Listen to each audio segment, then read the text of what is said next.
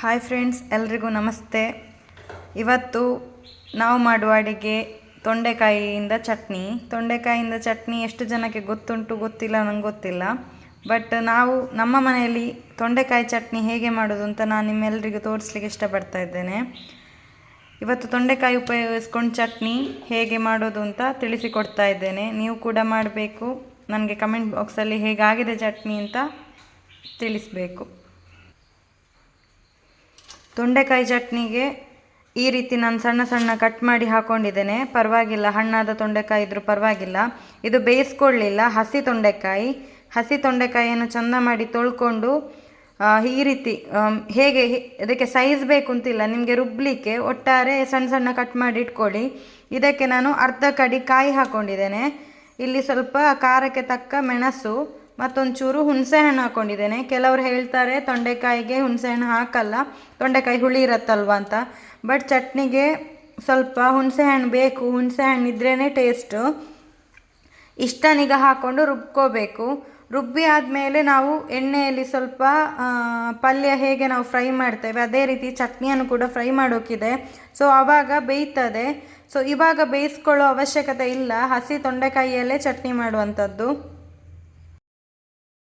ಹೆಚ್ಚಿದ ತೊಂಡೆಕಾಯಿ ಮತ್ತು ಹುಣಸೆಹಣ್ಣು, ಕಾಯಿ ತುರಿ, ಹಸಿಮೆಣಸಿನ್ಕಾಯಿ ಇಷ್ಟೊಂದು ಜಾರಿಗೆ ಹಾಕ್ಕೊಂಡೆ.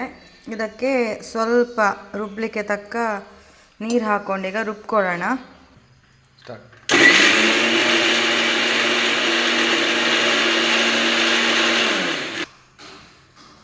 ನೋಡಿ, ಚೆಂದ ಮಾಡಿ ಇಷ್ಟು ನೈಸಾಗಿ ರುಬ್ಕೊಂಡಿದ್ದೇನೆ. ಇದರಲ್ಲಿ ತೊಂಡೆಕಾಯಿ ಮೆಣಸು ಎಲ್ಲ ಚೆಂದ ಮಾಡಿ ರುಬ್ಬಿದ್ರೆ ಆಯಿತು.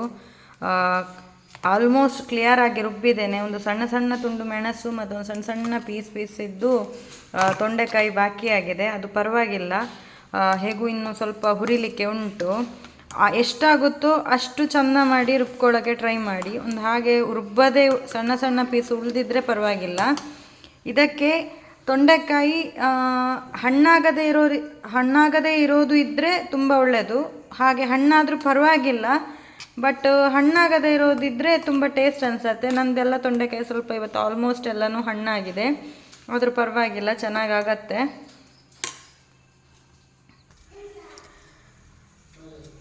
ಇದಕ್ಕೆ ನಾನು ಇಂಡೋಲಿಯಂ ಬಾಣಲೆಯನ್ನು ಯೂಸ್ ಮಾಡ್ತಾ ಇದ್ದೇನೆ. ನಾನ್ ಸ್ಟಿಕ್ಕೆಲ್ಲ ಆದರೆ ಸ್ವಲ್ಪ ಬೇಗ ಸೀದು ಹೋಗುತ್ತೆ. ನನಗೆ ಇಂಡೋಲಿಯಂ ಚೆನ್ನಾಗಿ ಅನಿಸುತ್ತೆ ಚಟ್ನಿಗೆ ಮತ್ತು ಏನಾದ್ರು ಹುರಿಯುವಂಥದ್ದೆಲ್ಲ ಇದ್ದರೆ.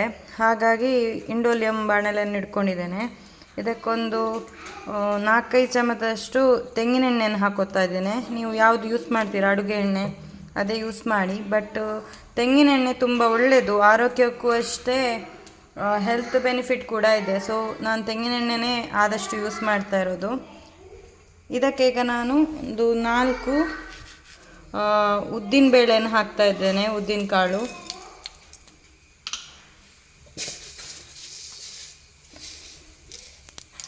4 ಸಾಸಿವೆ ಹಾಕ್ತಾ ಇದ್ದೇನೆ.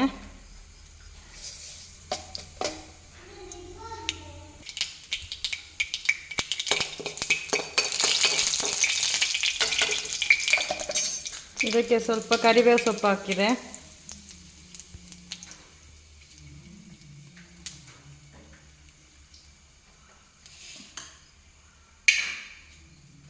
ಇದಕ್ಕೆ ರುಬ್ಬಿದ್ದು ಮಿಶ್ರಣ ಇದೆಯಲ್ಲ, ರುಬ್ಬಿದ್ದು ತೊಂಡೆಕಾಯಿದು ಚಟ್ನಿ, ಹಸಿ ಚಟ್ನಿ, ಅದನ್ನು ಹಾಕೋತಾ ಇದ್ದೀನಿ.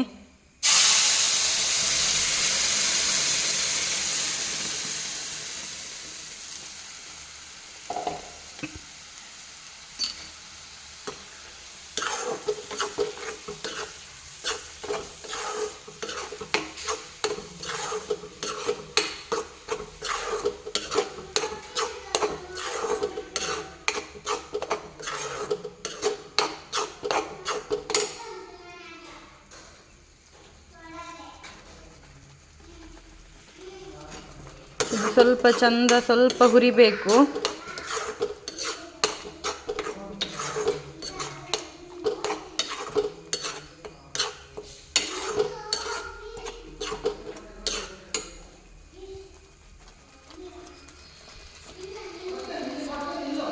ಇದಕ್ಕೆ ಸ್ವಲ್ಪ ಉಪ್ಪು ಹಾಕೋತಾ ಇದ್ದೇನೆ. ಕಡಿಮೆ ಇದ್ದರೆ ಮತ್ತೆ ಹಾಕೋಬೋದು. ರುಬ್ಬುವಾಗ ಹುಣಸೆಹಣ್ಣು ಹಾಕ್ಕೊಂಡಿದ್ದೇನೆ.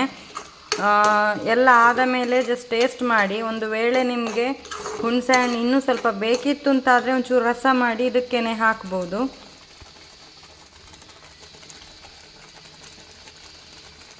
ಹಾಗೆ ಸ್ವಲ್ಪ ಅರಶಿನ ಹಾಕೋತಾ ಇದ್ದೀವಿ, ಸ್ವಲ್ಪ ಇಂಗು,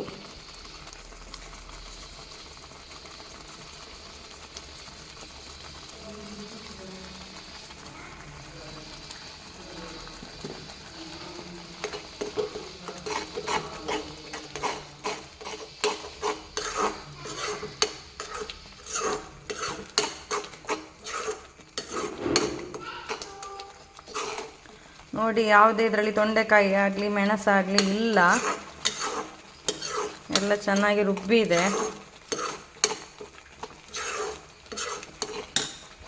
ಇದು ಈಗ ನೀರು ಇದೆಯಲ್ವಾ, ಇದು ಸ್ವಲ್ಪ ಫುಲ್ ಡ್ರೈ ಆಗಬೇಕು. ಡ್ರೈ ಆದಾಗ ಇದು ಹಾಳಾಗಲ್ಲ ನಿಮಗೆ. ಇವತ್ತಕ್ಕಿಂತ ನಾಳೆಗೆ ಇನ್ನೂ ಇದರ ರುಚಿ ಹೆಚ್ಚಾಗತ್ತೆ. 2 ದಿನ ಇಟ್ಕೊಂಡು ತಿನ್ಬೋದು. ಇವತ್ತು ನೀವು ಮಿಕ್ಕಿದ್ರೆ, ಇವತ್ತು ತಿಂದು ನೀವು ಮಿಕ್ಕಿದ್ರೆ ಇದನ್ನು ವಾಪಸ್ ಬಿಸಿ ಮಾಡ್ಕೊಳ್ಳಿ. ತೆಂಗಿನಕಾಯಿ ಹಾಕಿದೆ, ಇದರಲ್ಲಿ ಚಂದ ಹುರಿಯತ್ತೆ. ಈಗ ಇದು ತೆಂಗಿನಕಾಯಿ ಮತ್ತು ತೊಂಡೆಕಾಯಿ ಕೂಡ ಇದರಲ್ಲೇ ಬೇಯತ್ತೆ. ಸೊ ಇದೇ ನಿಮಗೆ ಬೇಗ ಹಾಳಾಗಲ್ಲ. 2 ದಿನ ಇಟ್ಕೊಂಡು ತಿನ್ಬೋದು, ಏನು ಪ್ರಾಬ್ಲಮ್ ಇಲ್ಲ. ಟೇಸ್ಟು ಹಾಳಾಗಲ್ಲ. ಟೇಸ್ಟ್ ದಿನ ಹೋದಾಗೆ ಇದರ ಟೇಸ್ಟ್ ಹೆಚ್ಚೇ ಆಗೋದಲ್ಲದೆ ಕಮ್ಮಿ ಆಗಲ್ಲ.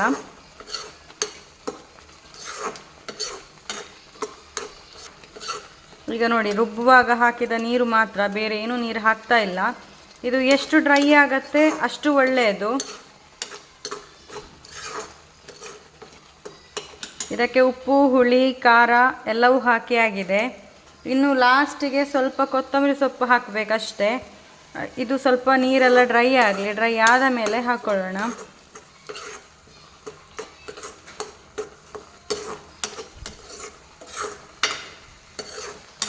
ಇದು ನಿಮಗೆ ಗಂಜಿ ಊಟಕ್ಕೆ ಅಥವಾ ಹೀಗೆ ಅನ್ನಕ್ಕೆ ಕಲಿಸ್ಕೊಂಡು ತಿನ್ನೋಕ್ಕೆ ಎಲ್ಲ ಚೆನ್ನಾಗಾಗತ್ತೆ. ಇದು ಮಜ್ಜಿಗೆ ಅನ್ನೋದ ಜೊತೆನೂ ಖಾಲಿ ಈ ಚಟ್ನಿ ಚೆನ್ನಾಗಿ ಅನಿಸುತ್ತೆ. ಬೇರೆ ಏನೂ ಬೇಡ, ಅನ್ನ, ಮಜ್ಜಿಗೆ, ಉಪ್ಪು, ಒಂಚೂರು ಸೈಡಿಗೆ ನೆಕ್ಕಕ್ಕೆ ಉಪ್ಪಿನಕಾಯಿ ಬದಲು ಈ ಚಟ್ನಿ ತುಂಬ ಚೆನ್ನಾಗಿ ಅನಿಸುತ್ತೆ.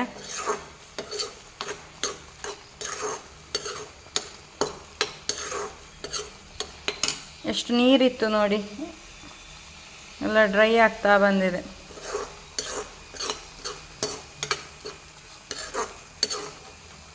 ರುಬ್ಬುವಾಗ ಎಷ್ಟು ಬೇಕೋ ಅಷ್ಟೇ ನೀರು ಹಾಕ್ಕೊಳ್ಳಿ, ಹೆಚ್ಚೇ ನೀರು ಹಾಕ್ಕೊಳ್ಳೋದು ಬೇಡ. ಒಂದು ವೇಳೆ ನೀರು ಹೆಚ್ಚು ಹಾಕ್ಕೊಂಡ್ರೂ ಟೆನ್ಷನ್ ಮಾಡೋ ಅವಶ್ಯಕತೆ ಇಲ್ಲ. ಇದರಲ್ಲೇ ಸ್ವಲ್ಪ ಹೆಚ್ಚು ಹೊತ್ತು ಬೇಯಿಸಿದರೆ ಆಯಿತು.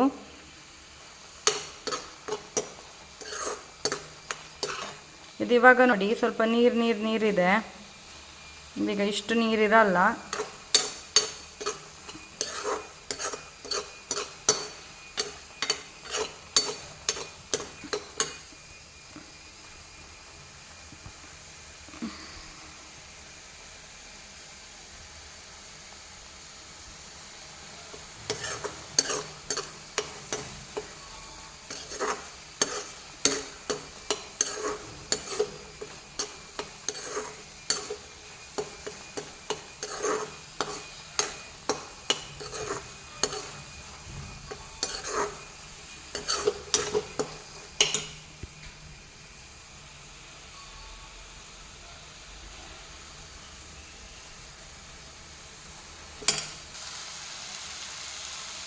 ಇದಕ್ಕೆ ಸ್ವಲ್ಪ ನಾನು ಕೊತ್ತಂಬರಿ ಸೊಪ್ಪು ಹಾಕೋತಾ ಇದ್ದೇನೆ.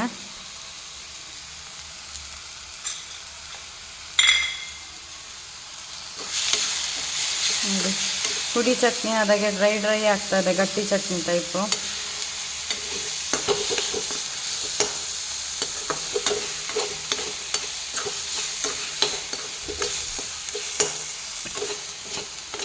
ಕೊತ್ತಂಬರಿ ಸೊಪ್ಪು ಇಷ್ಟ ಆಗದೆ ಇರೋರು ಸ್ಕಿಪ್ ಮಾಡ್ಬೋದು, ಬಟ್ ಕೊತ್ತಂಬರಿ ಸೊಪ್ಪು ಹಾಕಿದರೆ ಸ್ವಲ್ಪ ಟೇಸ್ಟ್ ಜಾಸ್ತಿ.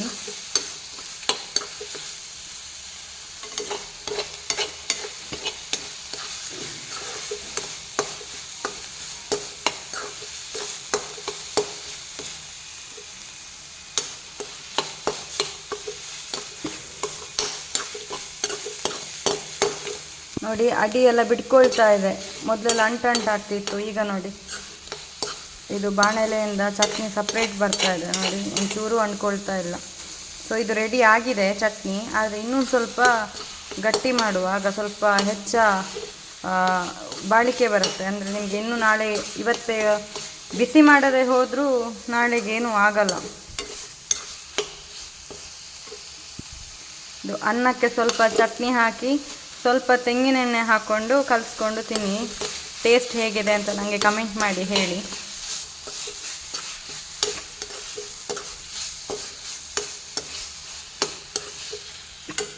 ನಿಮ್ಮ ಪ್ರತಿಯೊಂದು ಲೈಕು, ಶೇರು, ಕಮೆಂಟ್ಸ್ ನನಗೆ ಇನ್ನಷ್ಟು ವಿಡಿಯೋ ಅಪ್ಡೇಟ್ ಮಾಡೋಕ್ಕೆ ನನಗೆ ತುಂಬ ಸಹಾಯ ಆಗುತ್ತೆ. ನನಗೆ ತುಂಬ ಇಂಟ್ರೆಸ್ಟ್ ಕೂಡ ಬರುತ್ತೆ.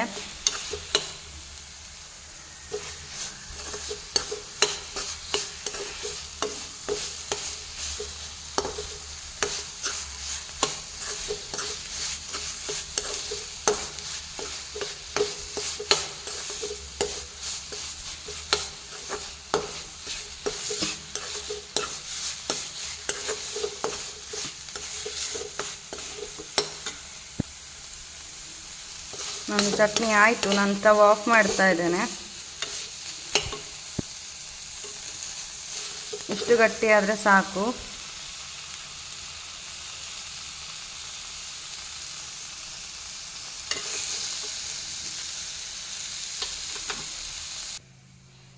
ಆರ್ವಿಕಾ, ತೊಂಡೆಕಾಯಿ ಚಟ್ನಿ ಮಾಡಿದ್ದೇನೆ, ಹೇಗಾಗಿದೆ ಹೇಳ್ತೀಯಾ?